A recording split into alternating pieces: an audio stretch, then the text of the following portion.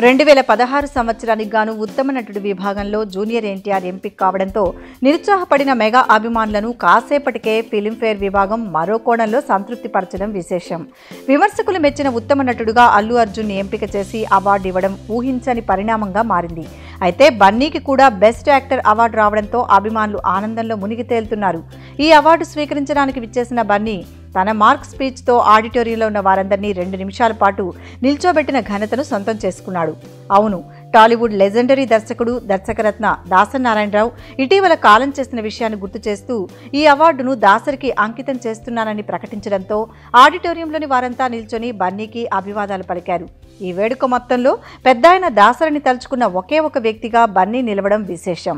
అంతకు ముందు వరకు దాసరి గురించి ఎవరూ ప్రస్తావించకపోవడం, బన్నీ ఒక్కసారిగా గుర్తు చేయడంతో బన్నీ స్పీచ్కు స్టాండింగ్ ఓవేషన్ వచ్చింది. మరి దాసరి గారు చూశారో లేదో గానీ బన్నీ మాత్రం క్లైమాక్స్లో సెంటిమెంట్ను పిండేశాడు. Thanks for watching. For more interesting updates, don't forget to subscribe Filmy Looks.